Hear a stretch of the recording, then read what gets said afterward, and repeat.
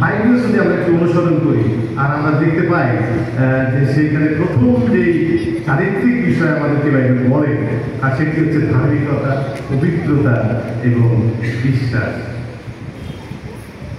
প্রথম মানুষের যে চরিত্রটা খ্রিস্ট ধর্ম ঈশ্বর আশা করে, আর এই প্রথম তিমথিও আমরা যদি দেখি এবং সেখানে লেখা আছে, কিন্তু তুমি হে ঈশ্বরের লোক এই সকল হইতে পলায়ন করো এবং ধার্মিকতা, ভক্তি, বিশ্বাস, প্রেম, ধৈর্য, বিধবা এই সকলের অনুধাবন করো।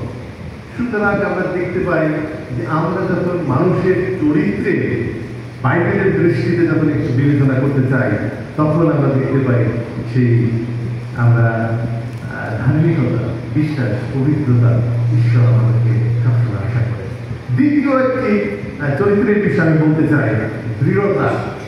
বাইবেলে সে দৃঢ়তার উপরে আমার বিশ্বাস কতটুকু নিবিড় আছে, বিশ্বাসের জোর কতটুকু আছে, আমার সাহসিকতা কতটুকু আছে, ঈশ্বরের প্রতি আমাদের বিশ্বাসের সাহসিকতা কতটুকু আছে, সেই দৃঢ়তা সম্পর্কে আমাদের বাইবেল শিক্ষা দেয়।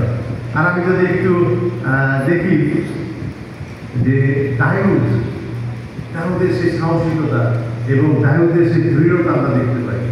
সিংহ মেরে ফেললেন, বন্দুক মেরে ফেললেন এবং শেষে তিনি কি পারলেন? সাহসিকতা শেষ গলিয়াতকে, অত বড় জাহিদ ম্যান, অত বড় লোক, কিন্তু ভালো সেই দাউদ তার সেই দৃঢ়তা যে আমি পাবো, একে আমি ধরাশায়ী করতে পারবো। আমরা সেই বিষয় দেখতে পাই যে দাউদের ভিতরে সেই দৃঢ়তা এবং সেই আমি কি বলবো সেই মনোভাব তার ভিতরে ছিল, ঈশ্বর তাকে সেইভাবে দিয়েছিলেন। জিহোশূর কথা আমরা যদি চিন্তা করি, জিহোশূ মসজিদ করে এই বড় জাতিকে নেতৃত্ব দিয়েছিলেন এবং তিনি ঈশ্বরের কাছে এই দাবি করেছিলেন এবং ঈশ্বর তাকে এইভাবেই আশীর্বাদ করেছিলেন যে তার দৃঢ়তা এবং তার সাহসিকতার জন্য সে জিহোশূ আমরা জানি সে নিষ্কণ্টক করেছিল সেই মধুপ্রবাহী দেশ এবং সেই মসজিদ করে তাদেরকে সে অত্যন্ত সুন্দরভাবে পরিচালনা দিয়েছিলেন। এবং তৃতীয় চরিত্র যদি মানুষের আমরা একটু বাইবেল অনুসারে দেখি, সেটা নম্রতা। আমরা যদি ফিলিপিও 2:3 পদ দেখি, সেখানে লেখা আছে, প্রতিযোগিতা কিংবা অনর্থক গর্বের বশে কিছুই করিও না, বরং নম্রভাবে প্রত্যেকজন আপনা হইতে অন্যকে শ্রেষ্ঠ জ্ঞান করে। এই নম্রতা বাইবেল অনুসারে এই চরিত্র ঈশ্বর আমাদের কাছে অনুসন্ধান করে থাকে, যেন আমরা এতই নম্র হই নিজের থেকে অন্যকে শ্রেষ্ঠ জ্ঞান করা। বাইবেল এই শিক্ষায় আমাদেরকে দেয়। প্রভু যীশু খ্রিস্ট এই শিক্ষায় তিনি দিয়ে গেছেন তার জীবন দশায়। নিজের গল্প আজকে আমরা দেখতে পাই যে আমরা নিজের গল্পকে নিয়ে অনেক বেশি আমরা কি করি, আমরা অনেক অহংকার করি, নিজের অনেক ক্ষমতা আছে, নিজের অনেক কিছু আছে, কিন্তু বাইবেলের চরিত্রের যে নির্দেশনা আর সেটাকে আমরা দেখতে পাই একে অন্যকে শ্রেষ্ঠ দান করা।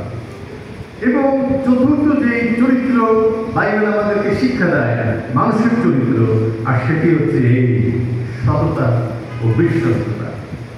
যে ধার্মিক, আমি পাঠ করি হিতোপদেশ, যে ধার্মিক আপন সিদ্ধতায় চলে তাহার পরে তাহার সন্তান গণতন্ত্র। আমরা দেখতে পাই সিদ্ধতার কথা বলা হয়েছে, সততার কথা, বিশ্বস্ততার কথা বলা হয়েছে। সিদ্ধতা হচ্ছে সততা এবং বিশ্বস্ততা, এটি উল্লেখ করে, এটিকে ইন্ডিকেট করে। সুতরাং আমরা দেখতে পাই যে শুধু আমি না, সততা, বিশ্বস্ততার দৃষ্টান্ত যদি আমি স্থাপন করি, বাইবেল বলে তাহার পরে তার সন্তান বলে জন্ম। সুতরাং জেনারেশন, আমার চরিত্রের বিষয় জেনারেশনকে স্পর্শ করে। খ্রিস্টান হিসাবে বাইবেল ভুলে যাবেন না যে আমি পার হয়ে গেলাম না, জেনারেশন পিছনে আছে। আমার রিফ্লেকশন, সততা এবং সেই বিশ্বস্ততার রিফ্লেকশন কিন্তু সেখানে গিয়ে পড়বে।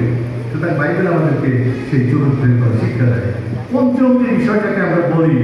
বাইবেল যে চরিত্রের কথা বলেছেন, ভালোবাসা এবং সহানুভূতি, লাভ এন্ড কম্পেশন। তোমরা পরস্পর মধুর স্বভাব, করুণাবিষ্ট হও।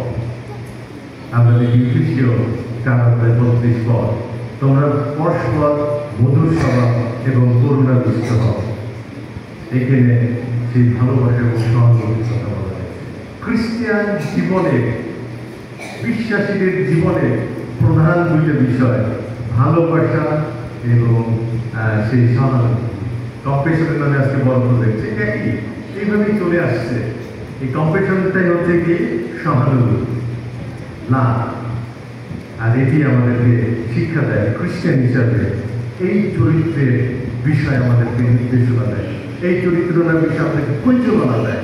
সুতরাং আমাদেরকে মনে রাখতে হবে যে আমাদের স্বভাব মধুর স্বভাব এবং করুণাবিষ্ট হওয়া, মানুষের প্রতি আমাদের যে ভালোবাসা, সেটির ক্রিয়া। আমি ভালোবাসি, এটা ক্রিয়াটা কি হচ্ছে?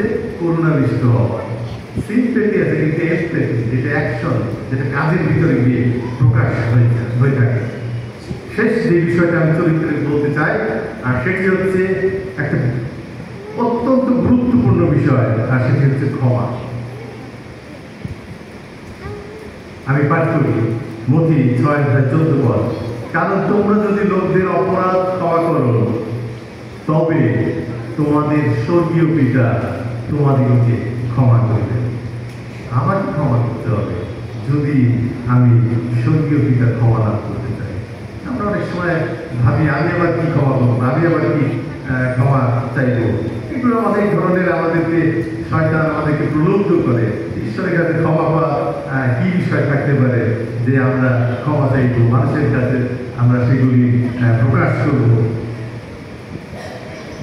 সুতরাং ঈশ্বর ক্ষমাশীল হৃদয়, ক্ষমার চরিত্র ভালোবাসে। বিশ্বাসীদের চরিত্র, বিশ্বাসীদের অনুভূতি, বিশ্বাসীদের অন্তরের ভাব, আর সেটা ক্ষমাশীলতার বিষয় শিক্ষা দিয়ে থাকে। অনেক চারিত্রিক বিষয় বাইবেলে আছে, কিন্তু